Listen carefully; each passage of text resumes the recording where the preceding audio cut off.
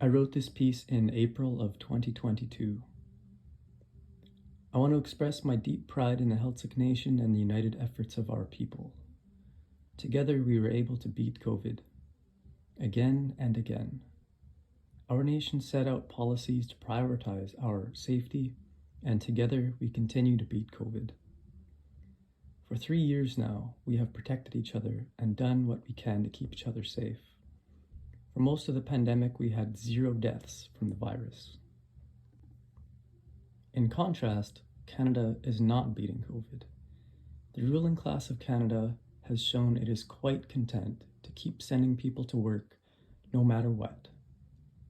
This has led to 36,000 deaths, alienation, isolation, a huge surge in overdoses, domestic violence calls tripling to one organization in Vancouver, debt, people losing their jobs, people losing their housing, and an exacerbation of all the already existing problems that this country had.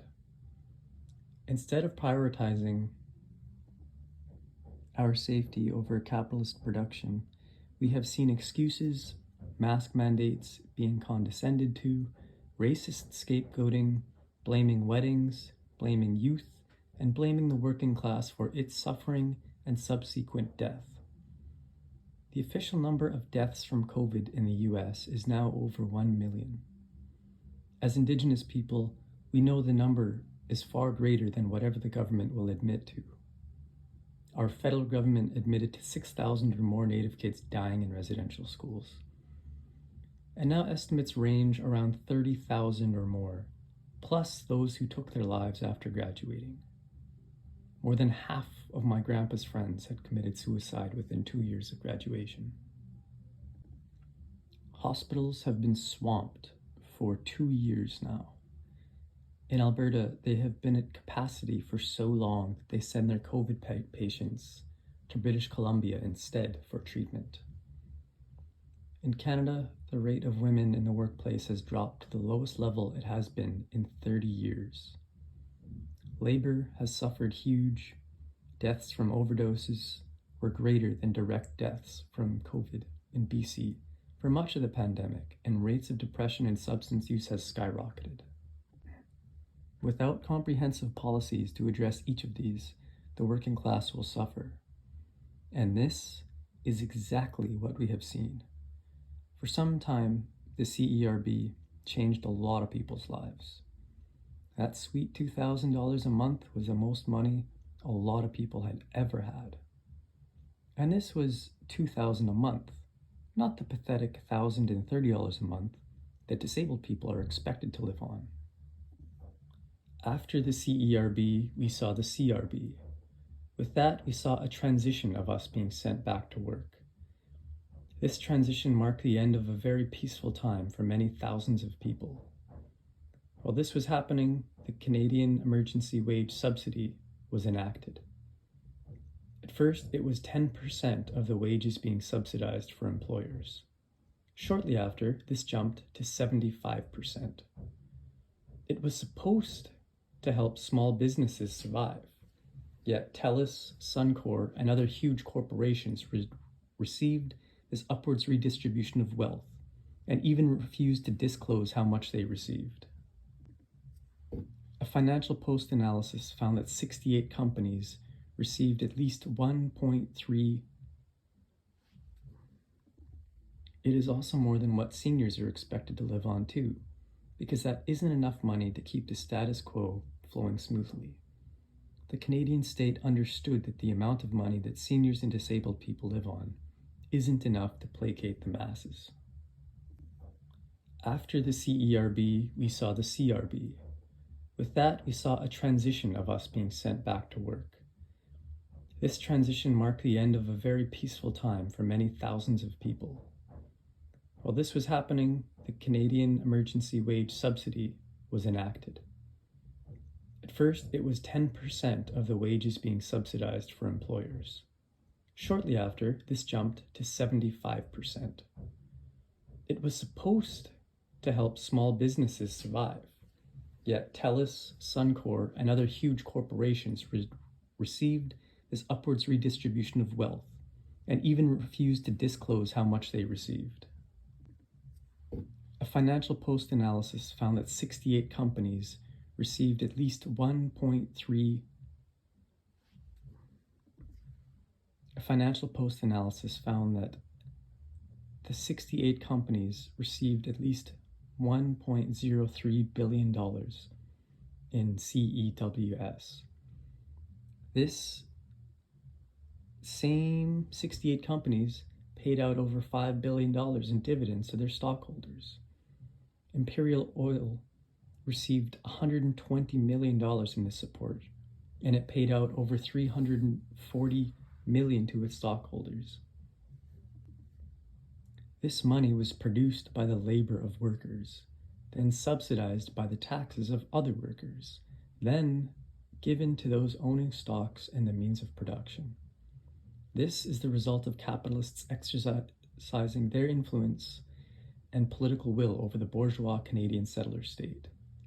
Out of the first COVID relief budget, $55 billion out of $82 billion went to supporting businesses and corporations. The Canadian government has shown us that corporations matter to them more than people. The American government too. We will continue to see this. This is a natural result of a system dedicated to money. This is why we say the system is not broken. It is designed this way, and it is doing exactly what it is intended to do. Corruption is by design a feature, not a bug. This is the result of a neoliberal capitalist social order. The capitalist process is one of the famous line, "The rich get richer and the poor get poorer." The ruling class will get richer and we will suffer the consequences. The working class will pay with sweat, blood, tears, and in many cases, our lives. The expropriation of our labor means that they own the labor that we sell them, and they pay us a fraction of the wealth we produce. In the United States, the average person earns $25 an hour, but the average wealth produced by a worker is $100 an hour. The bourgeois state has no intention to fix the problems we face because the ruling class uses the state to impose its will, and its will is to require us to sell our labor to survive and to endlessly get richer from this exploitive relationship. A pandemic is a crisis, and under a bourgeois state, we will never see justice. We will never see problems dealt with the way that they should be.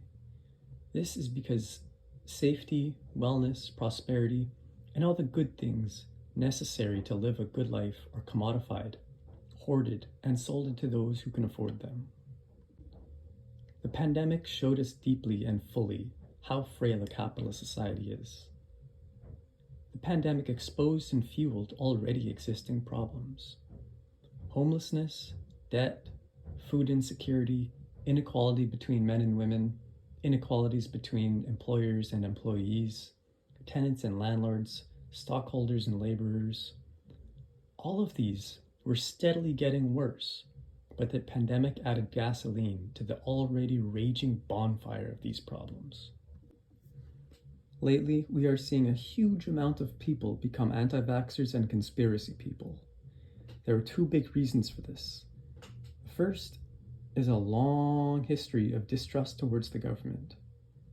Most of it is deserved and righteous distrust.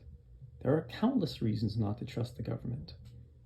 The policies they have put in have required us to sacrifice our personal wellness and social well-being while continuing to go to work to produce wealth for the ruling class.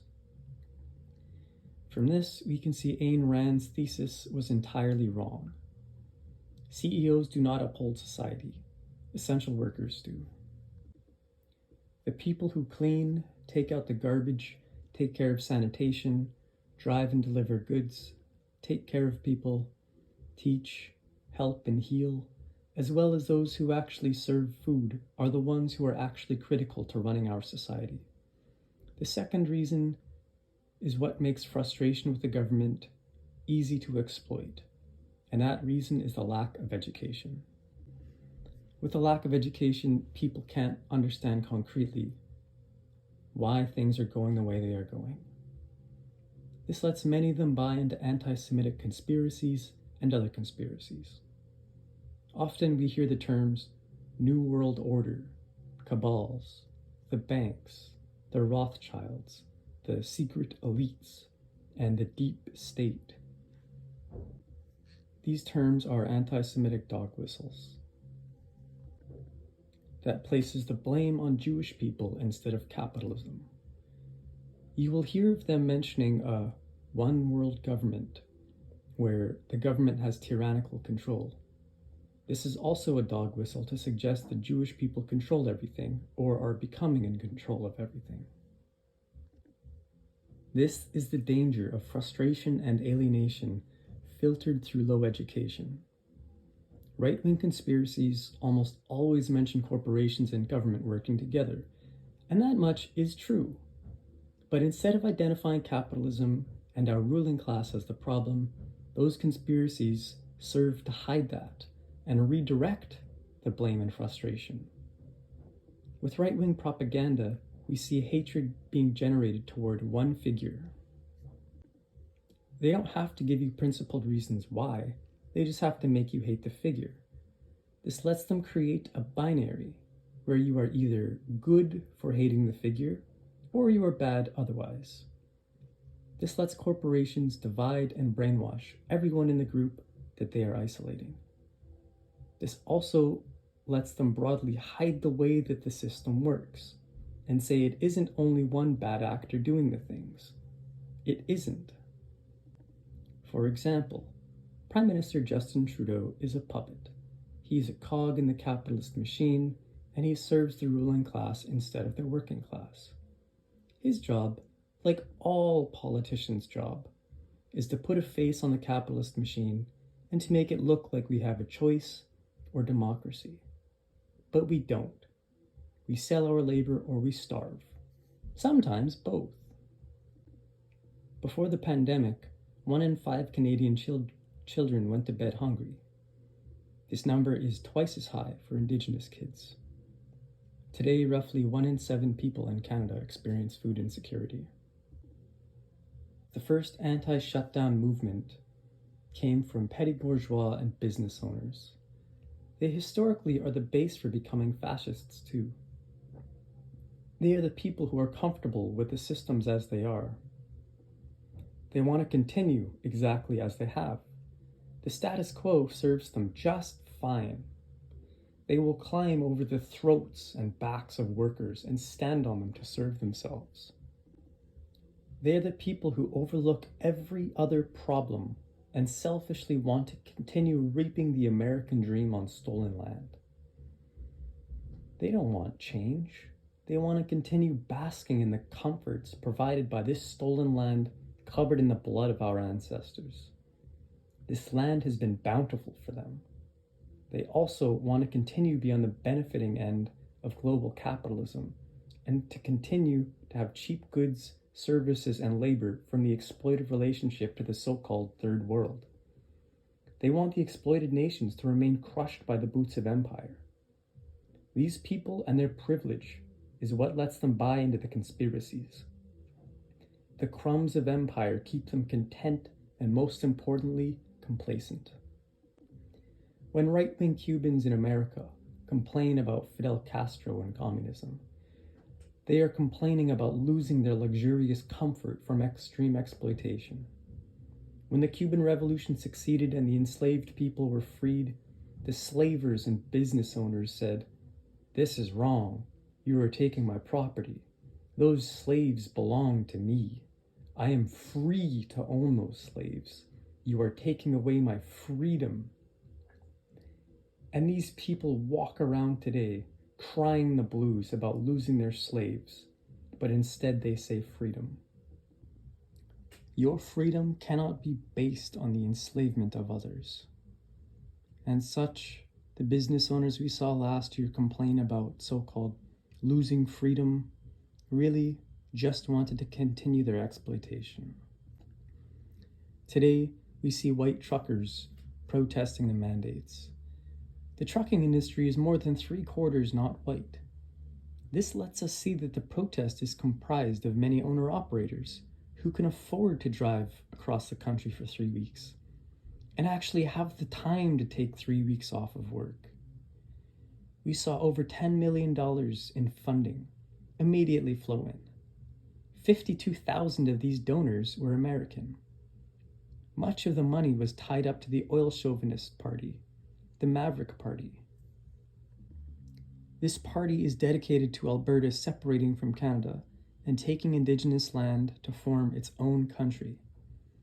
With this movement, we have seen Confederate flags, Nazi flags, and Canadian flags.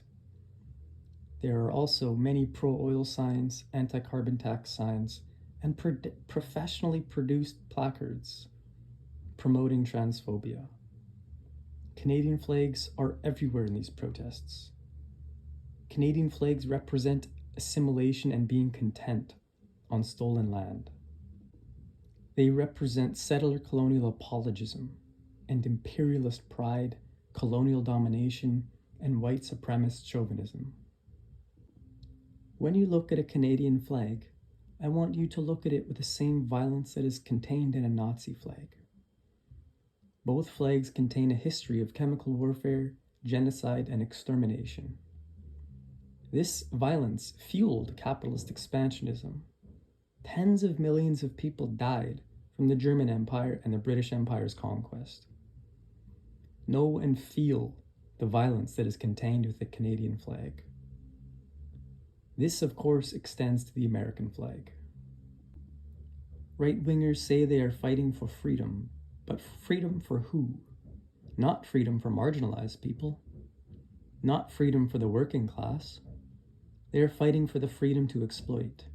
One of my favorite quotes reads, "Freedom in a capitalist society always remains about the same as it was in ancient Greek republics. Freedom for the slave owners." End quote. Their protests involve no fight for things that enable us to live freely. They don't fight for education, housing, food, healthcare, labor rights, water, protections for marginalized peoples, for the environment, or for the future. Freedom to them means freedom from taxes and freedom to exploit others. We need to understand freedom as living in a way where we have material access to everything we need, where we have rights to these things, and they aren't commodities for those with the money to enjoy, and those without the money to be deprived of.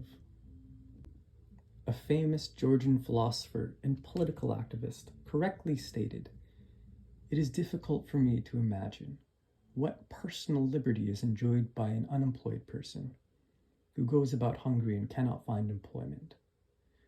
Real liberty can only exist where exploitation has been abolished, where there is no oppression of some by others, where there is no unemployment and poverty, where a man is not haunted by the fear of tomorrow being deprived of work, of home, and of bread.